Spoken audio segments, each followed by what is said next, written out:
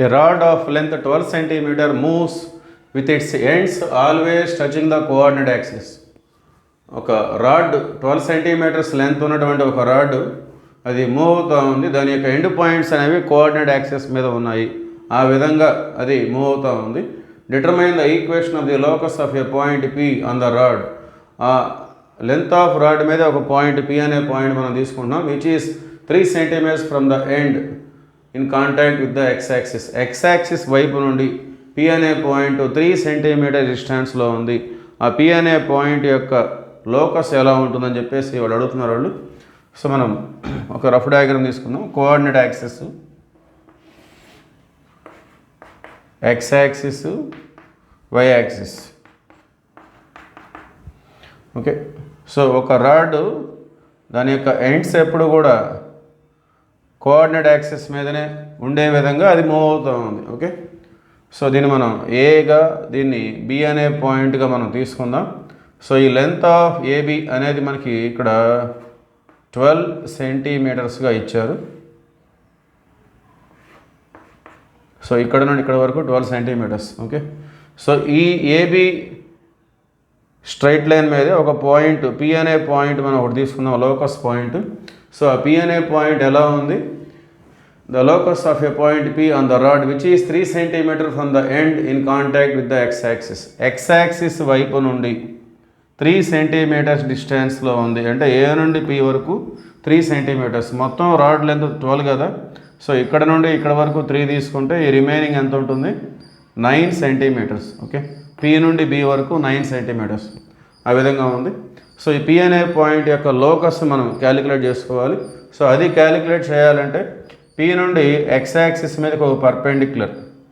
So ఇది పీక్యూగా తీసుకుందాం. P నుండి వై యాక్సిస్ మీదకి ఒక పర్పెండిక్యులర్, దాన్ని పిఆర్గా తీసుకుందాం.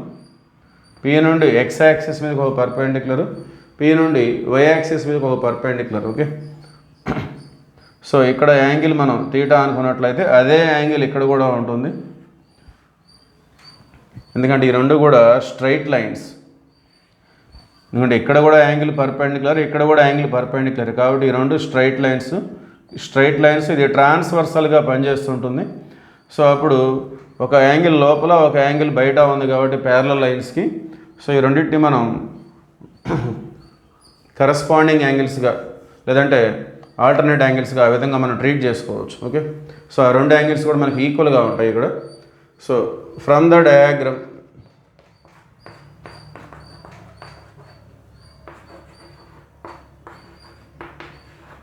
From the figure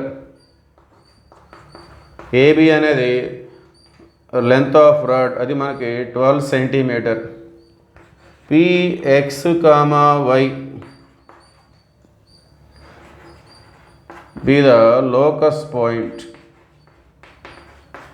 so locus point కాబట్టి దాని కోఆర్డినేట్స్ మనం ఎక్స్ కామా వైగా తీసుకున్నాం. సో ఇది మనకి ఎక్స్, ఇది వై. ఓకే, సో దీని యొక్క కోఆర్డినేట్స్ ఎక్స్ కామా వై ఆ విధంగా ఉంటుంది అది. సో ఏపీ ఎక్స్ యాక్సిస్ వైపు నుండి పి అనే పాయింట్ ఎంత డిస్టెన్స్లో ఉంది? 3 సెంటీమీటర్స్. అట్లానే పీబీ అంటే వై యాక్సిస్ వైపు నుండి ఎంత డిస్టెన్స్లో ఉంది? 9 సెంటీమీటర్స్. ఓకే, సో ఇప్పుడు మనకు అక్కడ రెండు ట్రయాంగిల్స్ ఉన్నాయి. ఒకటి బీపీఆర్ అనే triangle. From the triangle BPR ఈ ట్రయాంగిల్ మనం తీసుకున్నట్లయితే సో అక్కడ మనం కాస్ థీటా తీసుకుందాం. ఎందుకు కాస్ థీటా అంటే మన దగ్గర అడ్జసెంట్ సైడ్ ఉంది, యాంగిల్కి పక్కన ఉండే సైడ్. ఇక్కడ ఎక్స్ అనుకున్నాం కదా, ఇదే డిస్టెన్స్ ఇక్కడ కూడా వస్తుంది. అడ్జసెంట్ సైడ్ ఉంది, రైట్ యాంగిల్కి ఎదురుగా ఉన్నటువంటి హైపోటెన్యూస్ ఉంది. అవి రెండు ఉన్నాయి కాబట్టి cos theta. So cos theta అంటే అడ్జసెంట్ సైడ్ అంటే పిఆర్ బై హైపోటెన్యూస్, రైట్ యాంగిల్కి ఎదురుగా ఉన్నటువంటిది పీబీ. సో ఇది మనకి పిఆర్ అంటే ఎక్స్, పీబీ అంటే 9. సో ఇది కాస్ థీటా వాల్యూ. అట్లానే ఈ ట్రయాంగిల్ పిఏక్యూ అనే ట్రయాంగిల్ తీసుకుందాం, లేక ఏపీక్యూ. ఎట్లా రాసినా ఒకటి ఏపీక్యూ. సో ఇక్కడ మనం సైన్ థీటాని కన్సిడర్ చేద్దాం. ఎందుకంటే ఈ యాంగిల్కి ఎదురుగా ఉన్నటువంటి ఆపోజిట్ సైడ్ ఉంది మన దగ్గర, అట్లనే రైట్ యాంగిల్కి ఎదురుగా హైపోటెన్యూస్ ఉంది.